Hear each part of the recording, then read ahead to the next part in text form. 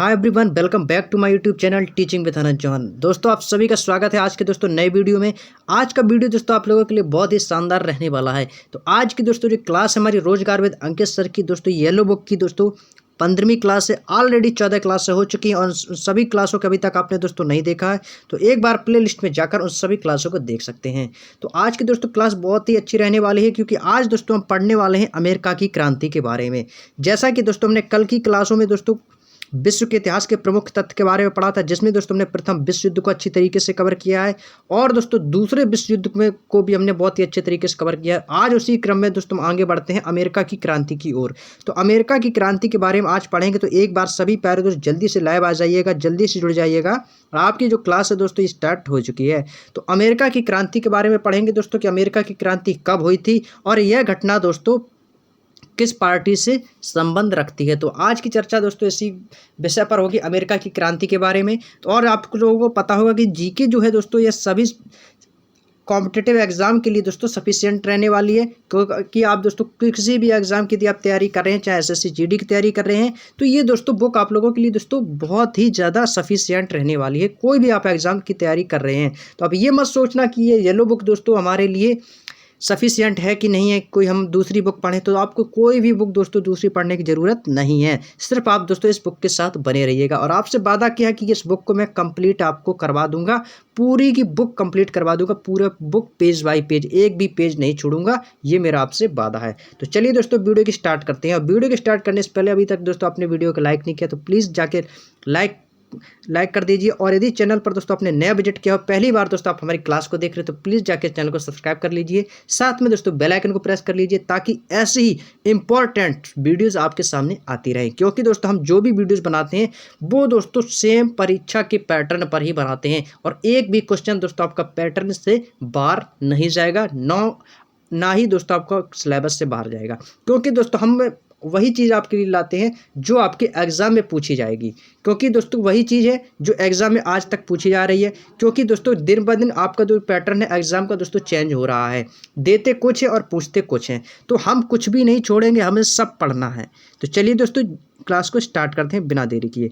तो आपके सामने दोस्तों आपने देखा होगा थंबनेल में कि आज हम पढ़ने वाले हैं अमेरिका की क्रांतिकारी। तो अमेरिका की क्रांतिकारी में पढ़ेंगे। सबसे पहला पॉइंट आपने देखा होगा यहाँ पर दिया है, आप दोस्तों हमारे साथ साथ जरूर बोलिएगा और जिस पॉइंट पर दोस्तों हम अंडरलाइन बताया करें कि इस लाइन को नोट कर लीजिए, अंडरलाइन कर दिया करें, उसको कॉपी में दोस्तों नोट जरूर बना लेना। नहीं तो दोस्तों आप बाद में पछताओगे यदि एग्जाम में आ जाएगा कि अरे मालूम था बट याद नहीं आ रहा है। तो आपको करना क्या है, नोट जरूर बना लेना है।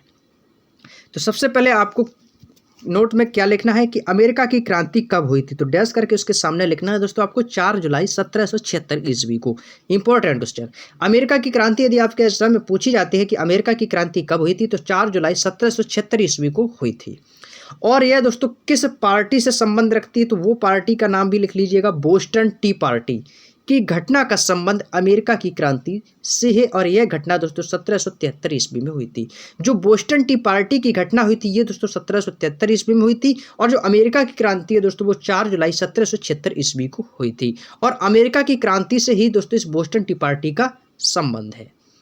इतना ही इंपॉर्टेंट है, कुछ ज़्यादा नहीं पढ़ना है आपको। नेक्स्ट पॉइंट है, अमेरिका का पहला राष्ट्रपति सभी जानते हैं, बच्चा जानता है, जॉर्ज वाशिंगटन और अब्राहम लिंकन अमेरिका के 16वें राष्ट्रपति थे। इसको याद रखना, ये काफ़ी बार पूछा जाता है कि अब्राहम लिंकन अमेरिका के कौन से राष्ट्रपति थे, कौन से प्रेसिडेंट थे। अब्राहम लिंकन अमेरिका के कौन से प्रेसिडेंट थे, तो आपको बताना है दोस्तों 16। तो आपको दोस्तों ये बताना है कि ये 16वें राष्ट्रपति थे अब्राहम लिंकन।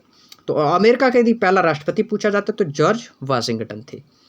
नेक्स्ट पॉइंट दिया गया है, धर्मनिरपेक्ष राज्य की स्थापना सबसे पहले यूएसए में हुई थी और इससे ही दोस्तों आधुनिक गणतंत्र की जननी भी कहा जाता है।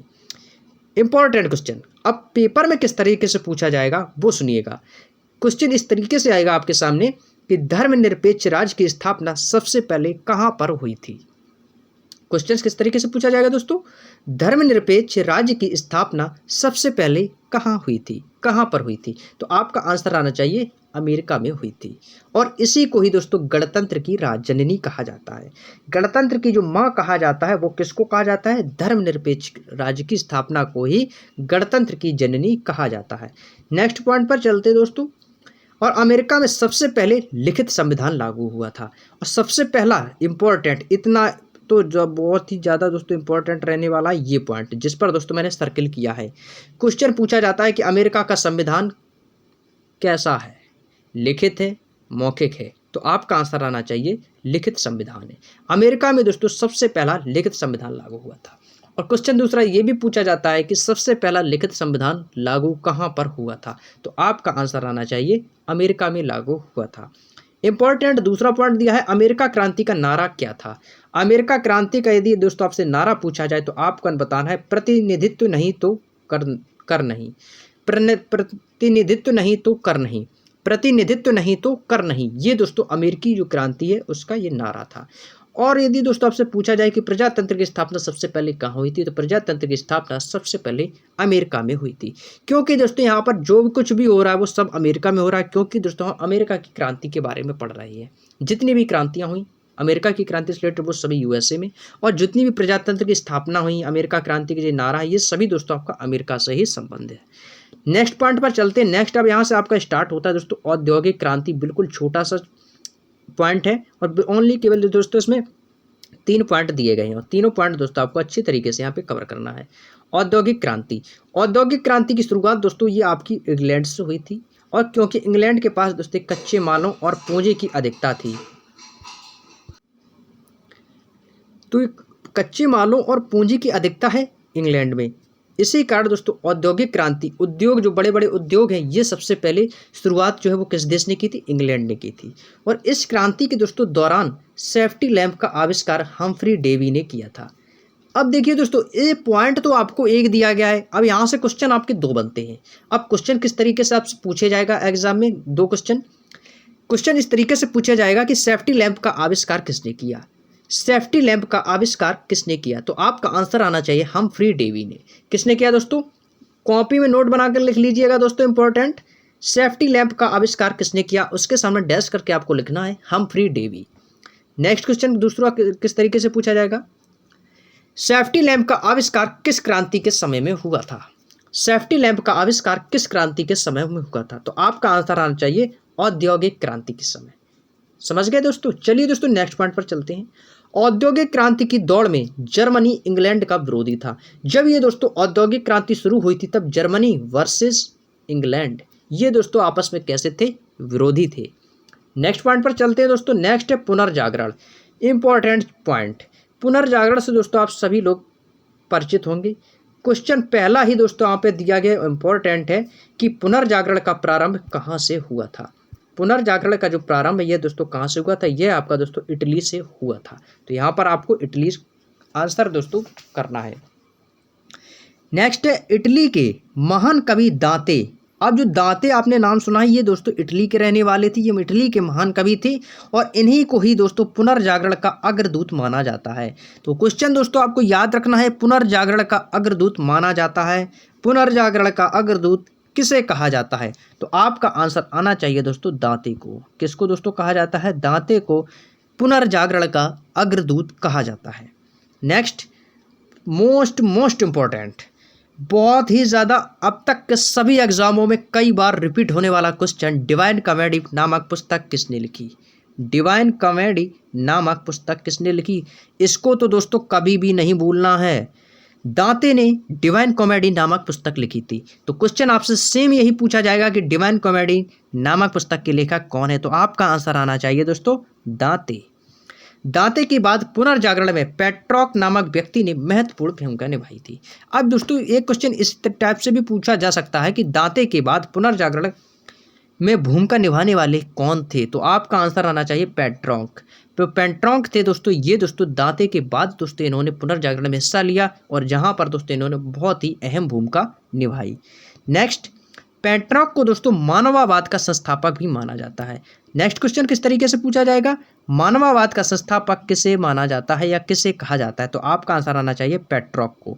पेट्रॉक को दोस्तों मानववाद का संस्थापक माना जाता है और वह भी दोस्तों इटली का ही निवासी था। दांते भी दोस्तों इटली का निवासी था और जो पेट्रॉक था दोस्तों ये भी इटली का ही निवासी था। नेक्स्ट, आधुनिक विश्व का प्रथम राजनीतिक चिंतक मैकियावेली को माना जाता है और मैकियावेली ने द प्रिंस नामक पुस्तक लिखी थी। अब जितनी भी दोस्तों हिस्ट्री में जितनी भी पुस्तक हैं, ऐसा कोई एग्ज़ाम नहीं है जिसमें दोस्तों उस पुस्तक का जिक्र ना किया गया हो। ये सभी एग्ज़ामों में पूछी जा चुकी हैं। आप प्रैक्टिस सेट उठा के देखिएगा, आपको प्रैक्टिस सेट में 100% हिस्ट्री की एक बुक दोस्तों जरूर देखने को मिलेगी। जैसे कि डिवाइन कॉमेडी हुआ, द प्रिंस नामक, ये सभी क्वेश्चंस दोस्तों आपके एग्जाम में पूछे जा चुके हैं। मैं बार बार दोस्तों आपसे कहता हूँ, इनको कॉपी में जरूर नोट बना लीजिएगा।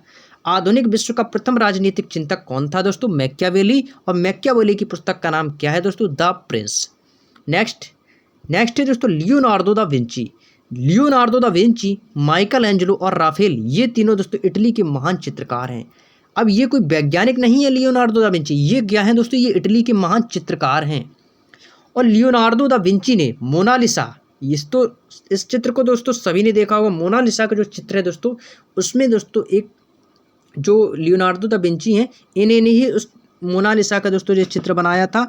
और मोनालिसा के चित्र में एक दोस्तों आपने घटना सुनी होगी और देखी भी होगी।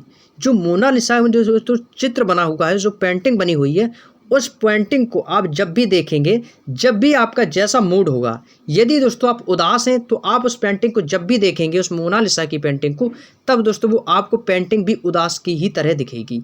यदि आपका मूड जो दोस्तों वह खुशी है, प्रसन्न मूड है, तो दोस्तों आप उस इमेज को देखेंगे तो इमेज भी दोस्तों आपको वो प्रसन्न होती हुई दिखेगी। ऐसा दोस्तों उस मोनालिसा चित्र के बारे में जिक्र किया गया है। मैंने काफ़ी बार दोस्तों देखा है, ऐसा फील होता है। तो आप भी दोस्तों मोनालिसा की यदि आप देखना चाहते हैं, उनकी पिक दोस्तों आप गूगल से भी डाउनलोड करके उसमें देख सकते हैं। आपका जैसा मूड होगा उसी प्रकार से दोस्तों उसमें आपका जो मोनालिसा की दोस्तों जो पेंटिंग है वो आपको दिखाई देगी।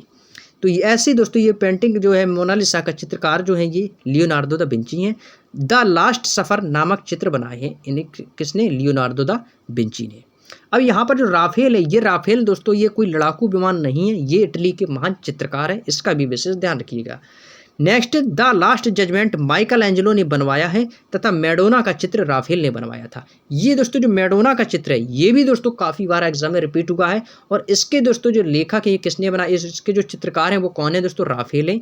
मैडोना की चित्रकार राफेल है और मोनालिसा के चित्रकार लियोनार्डो दा विंची है। नेक्स्ट है इंपॉर्टेंट क्वेश्चन, सौरमंडल की खोज सभी लोग जानते हैं कोपरनिकस ने की है और काफ़ी बार रेलवे ग्रुप डी के एग्जाम में पूछा ही जाता है। सौरमंडल की खोज किसने की थी दोस्तों? कोपरनिकस ने की थी।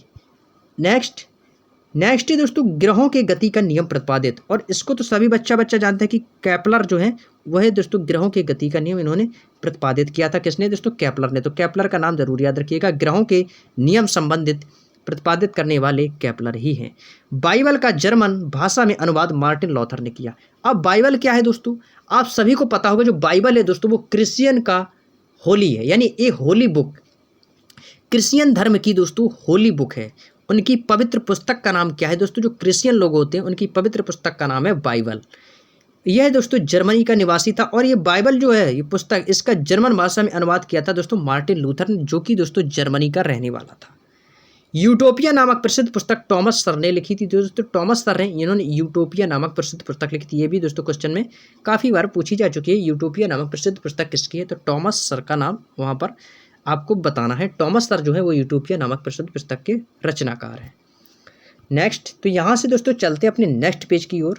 तो नेक्स्ट पेज पर चलते हैं, और जो दोस्तों टॉमस सर हैं वो दोस्तों इंग्लैंड के निवासी हैं। जो टॉमस सर हैं दोस्तों ये कहाँ के निवासी हैं? वो दोस्तों इंग्लैंड के निवासी हैं। टॉमस सर जो हैं दोस्तों ये इंग्लैंड के निवासी हैं। नेक्स्ट है दोस्तों शेक्सपियर। विलियम शेक्सपियर को नाम तो आप लोगों ने सुना ही होगा। जो विलियम शेक्सपियर है दोस्तों वो इंग्लैंड के ही निवासी हैं। उसने रोमियो एवं जूलियट नामक कृति की रचना की। आपने दोस्तों रोमियो और जूलियट की एक दोस्तों स्टोरी भी पढ़ी होगी, तो वही है दोस्तों शेक्सपियर।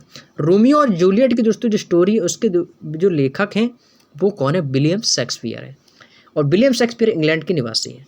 नेक्स्ट है दोस्तों धर्म सुधार आंदोलन की शुरुआत। इंपॉर्टेंट क्वेश्चन है दोस्तों, इसको जरूर नोट कीजिएगा कॉपी में। 16वीं सदी में इंग्लैंड में से हुई थी और अमेरिका की खोज कोलंबस ने 1492 ईस्वी में की थी। ये क्वेश्चन दोस्तों काफ़ी बार एग्जाम में पूछा गया है कि अमेरिका की खोज दोस्तों बच्चा जानता है कि कोलंबस ने की थी, लेकिन सन आप लोग बहुत ही कम कैंडिडेट याद रखते हैं, क्योंकि सन वो भूल जाते हैं। तो आपको दोस्तों इनकी जो सन है दोस्तों ये याद रखनी है। कौन से ईस्वी में दोस्तों अमेरिका की खोज की थी? 1492 ईस्वी में। बार बार मेरे साथ बोलिएगा, 1492 ईस्वी में अमेरिका की खोज कोलंबस ने की थी। कब की थी दोस्तों? 1492 ईस्वी में अमेरिका की खोज कोलंबस ने की थी। और सुधार आंदोलन की शुरुआत 16वीं सदी में इंग्लैंड से हुई थी। तो ये इंपॉर्टेंट पॉइंट है, इसको जरूर नोट कीजिएगा। वास्को डी गामा से सभी भरी भांति परिचित होंगी। 1498 ईस्वी में किसने की थी? वास्को डी गामा ने भारत की खोज की थी। किसकी खोज की थी दोस्तों? भारत की खोज की थी वास्को डी गामा ने। और जो वास्को डी गामा है दोस्तों, ये पुर्तगाल का निवासी है। और यह दोस्तों कौन सा है? पुर्तगाली है। जो वास्को डी गामा ये एक पुर्तगाल का निवासी है और इसने 1498 ईस्वी में दोस्तों इंडिया की खोज की थी। किसकी खोज की थी? अपने भारत देश की खोज की थी 1498 ईस्वी में वास्को डी गामा ने। नेक्स्ट मोस्ट इंपॉर्टेंट क्वेश्चन, समुद्री मार्ग से पूरे विश्व का चक्कर लगाने वाला प्रथम व्यक्ति कौन है? सेम क्वेश्चन इसी तरीके से आपसे पूछा जाएगा एग्जाम में। तो आपका आंसर क्या आएगा दोस्तों? मैगलन। जो दोस्तों मैगलन है, इसने दोस्तों समुद्री मार्ग में पूरे वर्ल्ड का चक्कर लगाया था और पूरे वर्ल्ड का चक्कर लगाने वाला प्रथम व्यक्ति दोस्तों मैगलन है। तो आपको दोस्तों ये क्वेश्चन को कॉपी में जरूर नोट करना है। अब यहाँ से दोस्तों अपना नेक्स्ट पॉइंट स्टार्ट हो जाता है इंग्लैंड की क्रांति। अब यहाँ से दोस्तों हम पढ़ने वाले हैं इंग्लैंड की क्रांति। यदि दोस्तों आप इस वीडियो से इंटरेस्टेड हैं तो प्लीज़ दर्शकों दोस्तों वीडियो को लाइक करना तो बिल्कुल भी मत भूलिएगा, जरूर दोस्तों लाइक कीजिएगा। आपका दोस्तों एक एक लाइक दोस्तों मेरे लिए बहुत ही कीमती है, क्योंकि इससे मुझे मिलता है मोटिवेशन और आप लोगों के लिए इम्पोर्टेंट वीडियोज़ बनाने का दोस्तों उत्साह बढ़ता है कि आप लोगों के लिए मैं कुछ कर सकूं, आप लोगों के अच्छे अच्छे कंटेंट आपको लिए ला सकूं। तो प्लीज़ दोस्तों वीडियो को लाइक करना बिल्कुल भी मत भूलिएगा और यदि चैनल पर नए विजिट किया हो तो चैनल को सब्सक्राइब करके जरूर जाना। तो चलिए दोस्तों अपने टॉपिक पर आते हैं। इंग्लैंड की गौरवपूर्ण क्रांति दोस्तों जो है ये 1688 ईस्वी में हुई और इस समय इंग्लैंड का शासक जेम्स द्वितीय था। कौन था दोस्तों? अब क्वेश्चन दोस्तों इसमें एक नेक्स्ट स्टेप से आपसे पूछा जा सकता है कि इंग्लैंड की क्रांति के समय इंग्लैंड का शासक कौन था? इंग्लैंड की क्रांति के समय इंग्लैंड का शासक कौन था? तो आपका आंसर आना चाहिए दोस्तों जेम्स द्वितीय। और इंग्लैंड की क्रांति दोस्तों वो कब हुई थी? 1688 ईस्वी में हुई थी। कब हुई थी दोस्तों? 1688 ईस्वी में। नेक्स्ट 100 वर्षों। अब जो दोस्तों जो 100 वर्षों का जो समय होता है उसे क्या बोलते हैं? आपको बताना है। 100 वर्षों का जो समय होता है उसको बोलते हैं दोस्तों शताब्दी। जब दोस्तों 100 वर्ष जो हो जाते हैं तब जाके होती है एक शताब्दी। जब 200 वर्ष हो जाएंगे तब हो जाएगी आपकी 2 शताब्दी। यानी कि 100 वर्षों के समूह को हम बोलते हैं एक शताब्दी। तो 100 वर्षों का युद्ध इंग्लैंड और फ्रांस के बीच हुआ। यानी जो इंग्लैंड और फ्रांस के बीच का युद्ध है दोस्तों ये लगभग कब तक चला है? 100 वर्ष। यानी कि दोस्तों एक शताब्दी तक चला है। और गुलाबों का युद्ध दोस्तों इंग्लैंड में ही हुआ था। जो गुलाबों का युद्ध है ये भी आपका इंग्लैंड में ही हुआ था और जो 100 वर्षों का युद्ध इंग्लैंड और फ्रांस के बीच हुआ था। तो सबसे यदि आपसे पूछा जाए कि सबसे लंबा युद्ध कौन कौन देशों के बाद हुआ, तो इंग्लैंड और फ्रांस के बीच हुआ है। और कितने वर्षों तक? 100 वर्षों तक। नेक्स्ट क्वेश्चन पर चलते हैं दोस्तों। नेक्स्ट पॉइंट यहाँ से बनता है इंग्लैंड में गृह युद्ध 7 वर्षों तक चला। यदि आपसे पूछा जाए कि इंग्लैंड में गृह युद्ध कितने वर्षों तक चला तो आपको आंसर आना चाहिए दोस्तों 7 वर्षों तक। और इंग्लैंड के राजा चार्ल्स प्रथम को फांसी की सज़ा दी गई। अब यहाँ पर आप क्वेश्चन को जब पढ़े होंगे तो आपको बड़ा अजीब लग रहा होगा कि क्या इंग्लैंड के राजा चार्ल्स प्रथम को फांसी की सज़ा दे दी गई। तो आप समझ सकते हैं कि इंग्लैंड का जो कानून है वो कितना हार्ड है। तो इंग्लैंड में दोस्तों ये गृह युद्ध यदि आपसे जब भी पूछा जाए तो आपका आंसर बताना है 7 वर्षों तक चला था। और इंग्लैंड के राजा कौन थे? चार्ल्स प्रथम, जिसको दोस्तों फांसी की सज़ा दी गई थी। अब यहाँ से अपन बढ़ते हैं आगे और यहाँ से आपको मिलता है दोस्तों फ्रांस की क्रांति के बारे में पढ़ने को मिलेगा। तो फ्रांस की क्रांति के बारे में दोस्तों पढ़ने से पहले आपको बता दें कि यदि आप दोस्तों इस वीडियो का कंप्लीट PDF चाहते हैं तो आपको हमारे टेलीग्राम ग्रुप का लिंक डिस्क्रिप्शन में मिल जाएगा। तो वहाँ से दोस्तों आप जाके हमारे चैनल के डिस्क्रिप्शन पर जाना दोस्तों, वहाँ पे जो है मीडिया प्लेयर पर उस पर दोस्तों आप क्लिक करके वो PDF आपको वहाँ से मिल जाएगी। तो वहाँ से आप उसको डाउनलोड कर सकते हैं। करीब दोस्तों 60 से 63 MB की वो पूरी PDF है पूरी बुक की। तो वहाँ से आप डाउनलोड कर सकते हैं और अपनी तैयारी को दोस्तों बेहतर बना सकते हैं। तो चलिए दोस्तों नेक्स्ट पॉइंट पर चलते हैं। नेक्स्ट है दोस्तों फ्रांस की क्रांति। फ्रांस की क्रांति के बारे में दोस्तों हम पढ़ने वाले हैं। तो एक बार सभी पहले तो वीडियो को लाइक जरूर कर दीजिएगा। चलिए फ्रांस की क्रांति। फ्रांस की क्रांति जो है दोस्तों ये 1789 ईस्वी में लुई 16वां के शासनकाल में हुई थी। कब हुई थी दोस्तों? 1789 ईस्वी में लुई 16वां के शासनकाल में ये हुई थी। तो आपको दोस्तों सन सभी की याद रखनी है, जितनी भी क्रांतियाँ हुई हैं उन सभी की दोस्तों आपको डेट याद रखनी है, और उनमें जो शासक रहे हैं उनका भी आपको विशेष ध्यान रखना है, क्योंकि यही एग्जाम में अक्सर पूछे जाते हैं। नेक्स्ट पॉइंट है दोस्तों समानता, स्वतंत्रता एवं बंधुत्व फ्रांस की क्रांति का नारा है। तो फ्रांस की क्रांति के नारे कौन कौन से हैं? समानता चाहिए, स्वतंत्रता चाहिए और बंधुत्व, यानी कि प्रेम भाव, सभी लोग सखा बंधु, यानी प्रेम भाव की, बंधुत्व की भावना चाहिए। तो ये दोस्तों फ्रांस की क्रांतिकारी का नारा था। नेक्स्ट पॉइंट है दोस्तों लुई 16वां 1774 ईस्वी में फ्रांस की गद्दी पर बैठा। Important question. अब क्वेश्चन किस तरीके से पूछा जाएगा उसकी चर्चा करते हैं। क्वेश्चन पूछा जाएगा दोस्तों आपसे, लुई 16वां फ्रांस की गद्दी पर कब बैठा? तो आपका राइट आंसर आना चाहिए 1774 ईस्वी में। नेक्स्ट, मैं ही राज्य हूं और मेरे ही कथन कानून है, यह लुई 16वां ने कहा था। अब क्वेश्चन दोस्तों बहुत ही ज़्यादा इंपॉर्टेंट हो गया ये। अब ये क्वेश्चन किस तरीके से पूछा जाएगा? क्वेश्चन पूछा जाएगा कि मैं ही राज्य हूं और मेरे ही कथन कानून है, यह कथन किसका है? तो आपको काफ़ी ऑप्शन मिल जाएंगे, लुई 13, लुई 14, लुई 15, लुई 16। तो आपका आंसर क्या आना चाहिए? लुई 16वां। तो लुई 16वां का ही ये नारा है दोस्तों, मैं ही राज्य हूँ और मेरे ही कथन कानून है, यानी कि मेरे कहे गए ही कथन जितने हैं, जो भी मैं शब्द कहूँ वही मेरे सभी कानून हैं। तो ये कथन लुई 16वां ने कहा था, और लुई 16वां को देशद्रोह के आरोप में दोस्तों फांसी की सजा दी गई थी। तो इसने दोस्तों देशद्रोह, यानी देश, अपने ही देश में दोस्तों द्रोह की भावना उत्पन्न कर दी थी, इस कारण दोस्तों इसको फांसी की सजा सुनाई गई थी।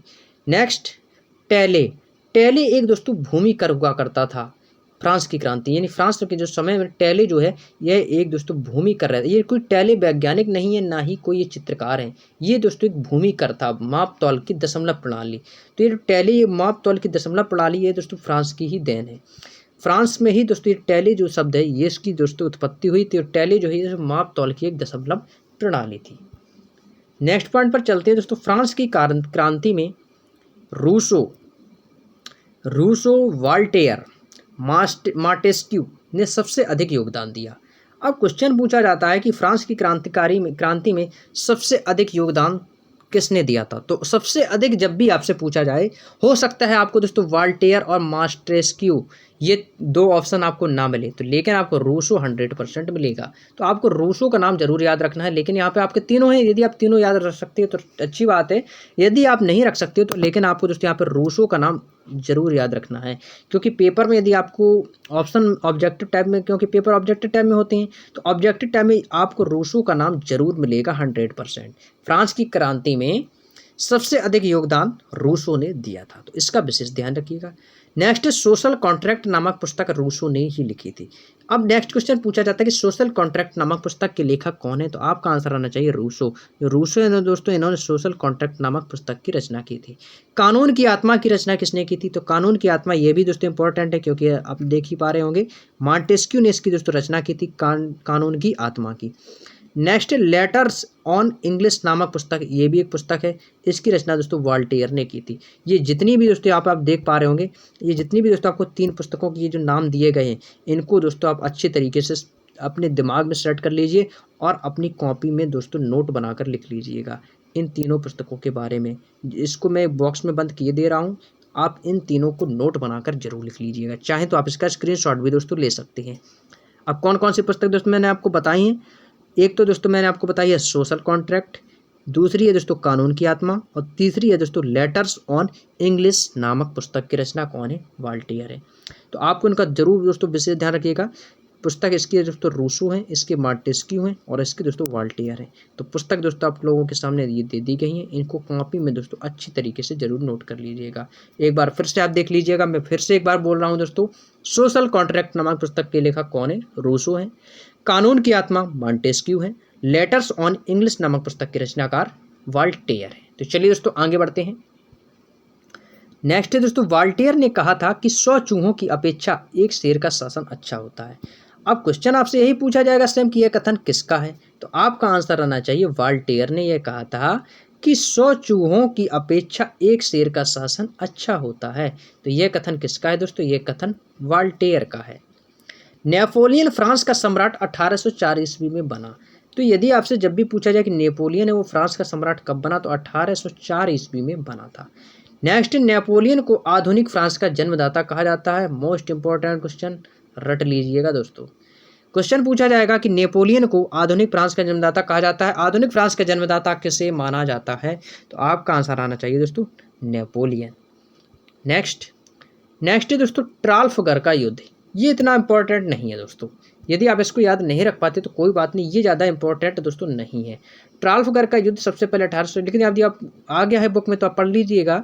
1805 ईस्वी में नेपोलियन और इंग्लैंड के बीच हुआ था, और नेपोलियन ने इंग्लैंड को सबसे पहले बनियों का देश, ये इतना इंपॉर्टेंट है। ये जो है आप देख पा रहे होंगे, ये होगा, और ये इतना दोस्तों आपका इंपॉर्टेंट है। नेपोलियन ने इंग्लैंड को सबसे पहले बनियों का देश कहा था। अब क्वेश्चन आता है कि बनियों का देश किसे कहा जाता है, तो आपको बताना है बनियों का जो देश है दोस्तों वो किसे कहा जाता है? इंग्लैंड को कहा जाता है। जो बनियों का देश है दोस्तों वो किसे बोला जाता है? इंग्लैंड को कहा जाता है। और ये किसने कहा था? नेपोलियन ने कहा था। चलिए दोस्तों नेक्स्ट पॉइंट पर चलते हैं। नेक्स्ट दोस्तों यहाँ से स्टार्ट होता है वाटरलू की लड़ाई। इंपॉर्टेंट क्वेश्चन, वाटरलू का युद्ध, यह दोस्तों काफ़ी बार एग्जाम में पूछा जाता है, तो इसको भी पढ़िएगा। वाटरलू की लड़ाई कब हुई थी दोस्तों? 1815 ईस्वी में। इसकी दोस्तों आपको कुछ सन याद रखना, केवल सन। इस लड़ाई में दोस्तों नेपोलियन की हार हुई थी, और नेपोलियन को बंदी बनाकर सेंट हेलेना द्वीप पर भेजा गया था, और उसकी मृत्यु दोस्तों 1821 ईस्वी में हुई थी। अब क्वेश्चन आपको ये सेंट हेलेना द्वीप, ये जो नाम दिया गया है ना, इस द्वीप का नाम रट लीजिए। क्वेश्चन पूछा जाता है कि नेपोलियन को बंदी बनाकर कहाँ भेज दिया गया था? नेपोलियन को बंदी बनाकर दोस्तों कहाँ पर भेज दिया गया? तो आपका आंसर आना चाहिए दोस्तों सेंट हेलेना द्वीप पर भेज दिया गया था। क्लियर। नेक्स्ट दोस्तों नेपोलियन को लिटिल कारपोरल ऑफ बोनापार्ट, ये तो नाम सुना होगा ना। लिटिल कारपोरल ऑफ बोनापार्ट किसे बोला जाता है? नेपोलियन को ही कहा जाता है लिटिल कारपोरल ऑफ बोनापार्ट। और नेपोलियन के पतन का कारण उसके द्वारा रूस पर किया गया आक्रमण ही है। नेक्स्ट, अब यहाँ से स्टार्ट होता है दोस्तों इटली का एकीकरण। इटली का एकीकरण बिल्कुल छोटा सा दोस्तों टॉपिक है, इटली का एकीकरण। इसमें केवल 2 ही पॉइंट हैं जो कि आपकी परीक्षा की दृष्टि से मोस्ट इंपॉर्टेंट है। इटली का एकीकरण, इटली के एकीकरण के बारे में दोस्तों पढ़ेंगे। इटली का एकीकरण के जो दोस्तों जनक हैं वो कौन है? जोसेफ मेजनी को माना जाता है। इटली के जो एकीकरण का, इसमें आपसे जनक पूछा जाएगा तो सीधी सी बात है, तो आपका आंसर होना चाहिए जोसेफ मेजनी। नेक्स्ट है इटली के एकीकरण की सबसे बड़ी बाधा ऑस्ट्रिया। ऑस्ट्रिया की राजधानी क्या है? ऑस्ट्रिया की कैपिटल क्या है? मोस्ट इंपॉर्टेंट क्वेश्चन, सभी एग्जामों में पूछा जा चुका है। ऑस्ट्रिया की यदि आपसे जब भी दोस्तों आपसे ऑस्ट्रिया की कैपिटल पूछी जाए तो आपका आंसर आना चाहिए वियना। ऑस्ट्रिया की दोस्तों यदि आपसे कैपिटल पूछी जाए तो आपका आंसर क्या आना चाहिए दोस्तों? ऑस्ट्रिया की जो कैपिटल है वो है दोस्तों वियना। तो इसका दोस्तों याद रख लीजिएगा।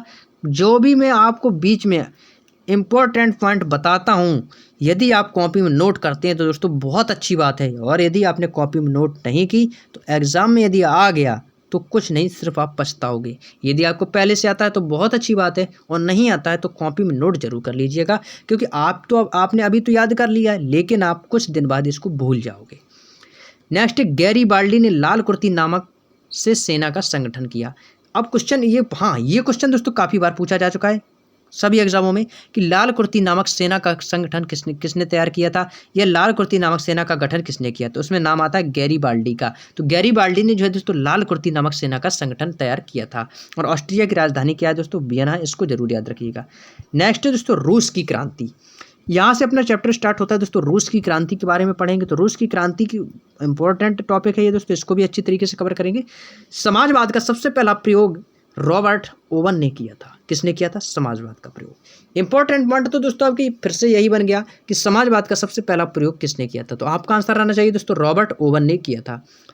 कार्ल मार्क्स जो है दोस्तों ये जर्मनी का निवासी है। निवासी भी दोस्तों आपसे पूछा जा सकता है कि कार्ल मार्क्स जो है दोस्तों कहाँ का निवासी था? तो आपका आंसर आना चाहिए जर्मनी का। अब नेक्स्ट है इंपॉर्टेंट पुस्तक। दोनों पुस्तक इतनी इंपॉर्टेंट है दोस्तों कि मैं कुछ बता नहीं सकता कि कितनी इंपॉर्टेंट है। रट लीजिए, बिल्कुल दिमाग में छाप लीजिए कंप्यूटर की तरह। कार्ल मार्क्स ने दोस्तों दास कैपिटल, इस पुस्तक का नाम रट लेना है, दास कैपिटल। नेक्स्ट पुस्तक है कम्युनिस्ट मैनिफेस्टो। कम्युनिस्ट मैनिफेस्टो और दास कैपिटल, ये दोस्तों दोनों पुस्तक जो है ये कार्ल मार्क्स ने रखी हैं। कभी भी आपसे एग्जाम में पूछा जा सकता है कि दास कैपिटल के लेखक कौन है? कम्युनिस्ट मैनिफेस्टो पुस्तक के लेखक कौन है? तो आपका आंसर आना चाहिए दोस्तों कार्ल मार्क्स। नेक्स्ट, दुनिया के मजदूरों एक हो जाओ, यह नारा किसका है? ये भी आपको बहुत ही इंपॉर्टेंट है। दुनिया के मजदूरों मान जाओ, यह एक हो जाओ, यह नारा किसने दिया था? यह नारा भी कार्ल मार्क्स ने ही दिया था। नेक्स्ट, रूस के शासक को क्या कहा जाता था? तो रूस के शासक को दोस्तों जार कहा जाता था, इसको भी याद रखिएगा। रूस के जार के शासक के मुक्ति अलेक्जेंडर द्वितीय ने 1917 ईस्वी में दिलाई थी। जो रूस के जार के जो शासक हैं इनको मुक्ति जो है वो किसने दिलाई थी? अलेक्जेंडर द्वितीय ने दिलाई थी। नेक्स्ट पॉइंट पर चलते हैं दोस्तों। नेक्स्ट पॉइंट दिया गया रूस की क्रांति 1917 ईस्वी में हुई। याद रखिएगा दोस्तों, रूस की क्रांति जब भी आपसे पूछी जाए तो आपका आंसर आना चाहिए 1917 ईस्वी में हुई थी रूस की क्रांति। और इस क्रांति का प्रमुख नेता कौन था? लेनिन। ये लेनिन जो है दोस्तों, ये रूस की क्रांति का प्रमुख नेता था। कौन था? प्रमुख नेता था लेनिन। और चेका नामक संगठन का गठन लेनिन ने ही किया है। ये जो लेनिन थे दोस्तों, ये रूसी क्रांति के जो प्रमुख हुआ करते थे लेनिन, इन्हें ही दोस्तों चेका नामक संगठन गठित किया। और आधुनिक रूस का निर्माता स्टालिन को कहा जाता है। अब देखना दोस्तों, जब भी आपसे यदि एग्जाम में ये क्वेश्चन काफ़ी बार पूछा गया है कि आधुनिक रूस का निर्माता किसे माना जाता है, तो आपको दोस्तों ये दोनों ऑप्शन 100% देखने को मिलेंगे। स्टालिन भी मिलेंगे और लेनिन भी मिलेंगे। और काफ़ी कैंडिडेट ऐसे होते हैं 100 में 80% लोग जो दोस्तों लेनिन करके आ जाते हैं और वहीं इनका ऑप्शन जो है गलत हो जाता है। लेकिन आपको दोस्तों याद रखना है, इन्होंने दोस्तों चेका नामक संगठन का गठन किया था लेनिन ने, लेकिन आधुनिक रूस के निर्माता जो हैं वो हैं स्टालिन। कौन है दोस्तों? स्टालिन है। और रूस की क्रांति के दोस्तों जो प्रमुख नेता थे वो हैं लेनिन, और आधुनिक रूस का जो निर्माता है वो है स्टालिन। तो ऐसे क्वेश्चनों को कॉपी में नोट कीजिएगा और अपने डाउट को जरूर क्लियर कीजिएगा। और यदि दोस्तों आप इस वीडियो से रिलेटेड कोई भी यदि आपका डाउट हो तो बेफिक्र होकर दोस्तों कमेंट बॉक्स में पूछ सकते हैं, क्योंकि वीडियो क्लास में मैं आप लोग सभी लोगों की कमेंट जरूर पढ़ता हूँ। नेक्स्ट है दोस्तों जर्मनी का एकीकरण। तो जर्मनी का एकीकरण दोस्तों, ये क्वेश्चन दोस्तों मैंने आपको कल की ही क्लास में बताया था कि जर्मनी का एकीकरण किसने किया था? बिस्मार्क ने किया था। यह क्वेश्चन दोस्तों वीडियो के कल का वीडियो है दोस्तों, मैं आपको बता दूं, यदि आपने क्लास नहीं देखी तो आप कल का जो वीडियो देखना, इसकी जो 14वीं क्लास है उस वीडियो में देखना, जो मैं लास्ट में देखना, बिल्कुल लास्ट में, ये लास्ट में एक पॉइंट दिया गया था जर्मनी का एकीकरण। तो जर्मनी का एकीकरण, उसमें मैंने लास्ट पॉइंट बनाकर वहीं से दोस्तों मैंने क्लास को स्टॉप कर दिया था। वहीं पर ये पॉइंट मैंने कल भी बताया था कि जर्मनी का एकीकरण दोस्तों किसने किया था? बिस्मार्क ने किया था। और ये आपका बहुत ही ज़्यादा इंपॉर्टेंट है, तो इसको रट लीजिएगा। जर्मनी का एकीकरण जो है दोस्तों वो बिस्मार्क ने किया था। और जर्मनी का सबसे शक्तिशाली राज्य, इसको तो बच्चा बच्चा जानता है दोस्तों, प्रिसा। ये तो दोस्तों आपका 8वीं से 9वीं क्लास में हिस्ट्री में भी काफ़ी बार दोस्तों आया है कि जर्मनी का सबसे शक्तिशाली राज्य कौन सा है दोस्तों? प्रिसा था। जो जर्मनी का सबसे शक्तिशाली राज्य कौन सा है? प्रिसा। बिस्मार्क ने जर्मनी का एकीकरण प्रिसा के नेतृत्व में चाहता था और वह 1862 ईस्वी में प्रिसा का चांसलर बना। अब क्वेश्चन पूछा जाता है कि बिस्मार्क जो है वो प्रिसा का चांसलर कब बना? तो आपका आंसर आना चाहिए 1862 ईस्वी में। कब बना दोस्तों? 1862 ईस्वी में बिस्मार्क जो है वो प्रिसा का चांसलर बना। नेक्स्ट, बिस्मार्क का सबसे अधिक भय कौन से देश से था? तो वह कौन सा देश था? फ्रांस। जो बिस्मार्क हैं दोस्तों, इनको सबसे अधिक जो डर लगता था वो फ्रांस से लगता था कि पता नहीं कभी भी फ्रांस जो है वो युद्ध कर सकता है। और जर्मनी में राष्ट्रीयता का संदेशवाहक नेपोलियन बोनापार्ट, इसका नाम पहले ही मैं ले चुका था। नेपोलियन बोनापार्ट जो था दोस्तों वो संदेशवाहक था, और राष्ट्रीयता का संदेशवाहक माना जाता है किसको? नेपोलियन बोनापार्ट को। नेक्स्ट पॉइंट है जर्मनी में नाजी दल का उत्थान हिटलर के नेतृत्व में हुआ है, और एक राष्ट्र एक नेता का नारा हिटलर ने ही दिया है। और हिटलर ने 30 अप्रैल 1945 ईस्वी को सुसाइड कर लिया था। क्या कर ली थी दोस्तों? इन्होंने आत्महत्या कर ली थी हिटलर ने 30 अप्रैल 1945 ईस्वी को। और इनका जो नारा, इसको जरूर याद रखिएगा दोस्तों, एक राष्ट्र एक नेता, यह नारा किसने दिया था? तो आपका आंसर आना चाहिए हिटलर। और हिटलर की मृत्यु कब हुई थी? तो 30 अप्रैल 1945 ईस्वी को आत्महत्या कर ली थी। नेक्स्ट, अब यहाँ से दोस्तों आपका स्टार्ट हो जाता है तुर्की। अब तुर्की से दोस्तों आप सभी लोग भली भांति परिचित होंगे, यह क्वेश्चन काफ़ी बार एग्जाम में पूछा जाता है। यूरोप का मरीज किसे कहा जाता है? तो तुर्की एक ऐसा देश है दोस्तों जिसको यूरोप का मरीज कहा जाता है। तुर्की को ही दोस्तों क्या कहा जाता है?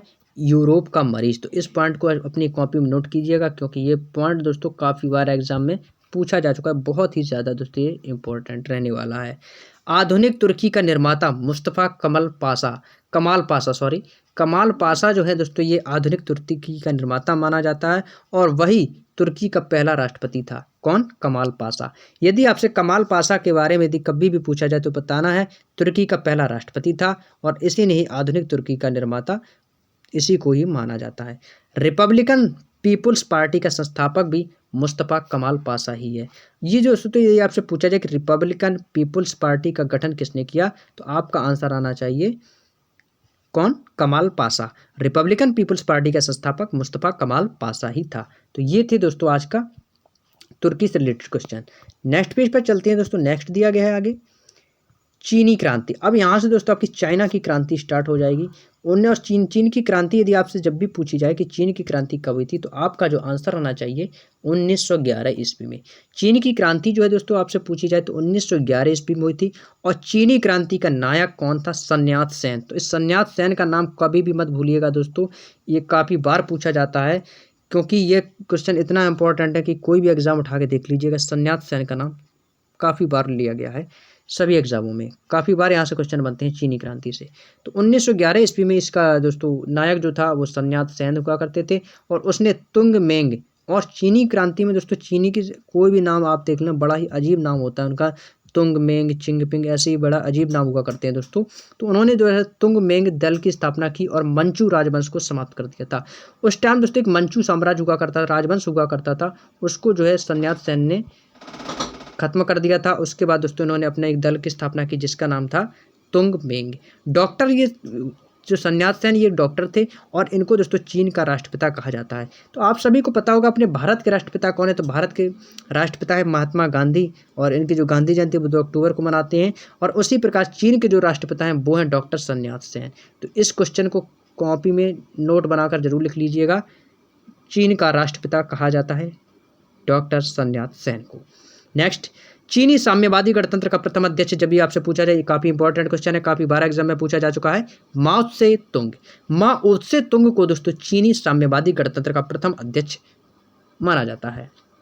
नेक्स्ट, चीन के द्वार खोलने का श्रेय, इंपॉर्टेंट क्वेश्चन, जो चीन के जो द्वार खोलने का जो श्रेय है वो किसको जाता है? तो चीन के द्वार खोलने का जो श्रेय है दोस्तों वो जाता है ब्रिटेन को। चीन के द्वार खोलने का श्रेय दोस्तों ब्रिटेन को दिया जाता है और चीन एशिया का मरीज के नाम से जाना जाता है। Most important question, most important question है दोस्तों, इसको कॉपी में बहुत ही अच्छी तरीके से आपको नोट करना है। यह क्वेश्चन काफ़ी बार एग्जाम में इसका जिक्र किया गया है। एशिया का मरीज किसे कहा जाता है? एशिया का मरीज किसे कहा जाता है? तो आपका आंसर आना चाहिए चीन को। चीन को है जो दोस्तों वो एशिया का मरीज कहा जाता है। तो ये क्वेश्चन दोस्तों बहुत ही ज़्यादा इंपॉर्टेंट है, तो कॉपी में दोस्तों इसको जरूर नोट कर लीजिएगा, फिर मत कहना कि सर आपने बताया नहीं। नेक्स्ट है, चीन की कम्युनिस्ट पार्टी की स्थापना 1921 ईस्वी में हुई थी। कब हुई थी दोस्तों? 1921 ईस्वी में हुई थी। विश्व में सर्वप्रथम सिक्का एवं कागजी मुद्रा का प्रचलन चीन में हुआ था। ये दोस्तों अब यहाँ पे दोस्तों मैं इसको एक बॉक्स में बंद किए दे रहा हूँ और आप इसको कॉपी में 100% लिखिएगा, नहीं तो आप दोस्तों बाद में बहुत ही ज़्यादा पछताएंगे। इस पॉइंट को, ये दोस्तों 3 पॉइंट अच्छे तरीके से दोस्तों आप अपने कॉपी में नोट कर लीजिएगा। कौन कौन से पॉइंट हैं? चीन एशिया का मरीज के नाम से जाना जाता है। चीन को कम्युनिस्ट पार्टी की स्थापना 1921 ईस्वी में हुई थी। चीन विश्व में सर्वप्रथम सिक्का एवं कागजी मुद्रा करने वाला देश है। तो इन तीनों पॉइंट को दोस्तों बहुत ही अच्छे तरीके से आपको याद रखना है कि एशिया का मरीज जो है दोस्तों वो चाइना को बोला जाता है और चीन में कम्युनिस्ट पार्टी की स्थापना 1921 ईस्वी में हुई थी। और विश्व में सर्वप्रथम सिक्का एवं कागजी मुद्रा का प्रचलन करने वाला देश कौन सा है? तो वो है दोस्तों आपका चाइना। जो चाइना है वो विश्व में सर्वप्रथम सिक्का और कागजी मुद्रा का प्रचलन चाइना ने ही किया था। नेक्स्ट है विश्व इतिहास के प्रमुख तथ्य। अब विश्व इतिहास के प्रमुख तथ्य, इसकी चर्चा करेंगे दोस्तों नेक्स्ट वीडियो में। तो आज की क्लास को दोस्तों में यहीं तक रखेंगे और नेक्स्ट क्लास जब भी स्टार्ट करेंगे तो इसी के क्रम से आगे की ओर हम बढ़ते जाएंगे, पेज बाय पेज सभी पेजों को कंप्लीट करते जाएंगे। अब नेक्स्ट टॉपिक में हम पढ़ने वाले हैं विश्व इतिहास के प्रमुख तथ्य के बारे में। इसमें दोस्तों मिस्र की प्राचीन सभ्यता के बारे में पढ़ेंगे, सबसे पुराने शहरों के बारे में पढ़ेंगे और उनकी खेतियों के बारे में और आविष्कारों के बारे में पढ़ेंगे। तो आज का दोस्तों आप लोगों को वीडियो कैसा लगा है तो कमेंट बॉक्स में अपनी राय को जरूर रखिएगा, और यदि वीडियो अच्छा लगा हो तो प्लीज़ जाके वीडियो को जरूर लाइक कीजिएगा। यदि आप पहली बार आपने हमारी क्लास को देखा तो चैनल को सब्सक्राइब करना बिल्कुल भी मत भूलिएगा, और बेल आइकन को भी प्रेस कर लेना, जिससे आने वाली सभी वीडियोज़ का नोटिफिकेशन दोस्तों आपके पास सबसे पहले पहुँचे। और पीडीएफ से रिलेटेड मैं आपको बता चुका हूँ, यदि आप दोस्तों इस बुक का पूरा पीडीएफ चाहते हैं, पूरा पीडीएफ चाहते हैं पेज बाय पेज पूरी बुक का, तो आपको दोस्तों हमारे टेलीग्राम ग्रुप का लिंक डिस्क्रिप्शन में मिल जाएगा, तो वहाँ से आप आसानी से ज्वाइन हो सकते हैं और वहाँ से आप अपनी पीडीएफ को दोस्तों डाउनलोड भी कर सकते हैं। और आप यहाँ से क्लासेस यदि आप डेली ले रहे हैं तो दोस्तों आप लोगों को बहुत बहुत धन्यवाद हमसे जुड़ने के लिए, और अपने दोस्तों में दोस्तों इस वीडियो को जरूर शेयर कीजिए, क्योंकि आप लोग शेयर नहीं करते हो, ना ही दोस्तों आप लाइक करते हो। आपका दोस्तों एक एक लाइक और एक एक शेयर दोस्तों हमारे लिए बहुत ही कीमती है, और आपके इस लाइक और शेयर से दोस्तों में बहुत ही ज़्यादा मोटिवेशन मिलता है। तो आप लोगों से दोस्तों रिक्वेस्ट है, प्लीज़ दोस्तों वीडियो को ज़्यादा से ज़्यादा लाइक कीजिएगा, अपने दोस्तों में शेयर कीजिएगा, और अब अपना प्यार और सपोर्ट जरूर दीजिएगा, क्योंकि आप और आप लोगों के प्यार और सपोर्ट की वजह से दोस्तों हमारे यूट्यूब पर दोस्तों 1200 सब्सक्राइबर भी कंप्लीट हो गए हैं, और यह आप लोगों के प्रेम की वजह से ही हो पाया है। तो आप लोग ऐसा ही अपना प्यार और सपोर्ट बनाए रखिएगा। तो आप लोगों को दोस्तों बहुत बहुत धन्यवाद। जय हिंद, जय भारत, वंदे मातरम।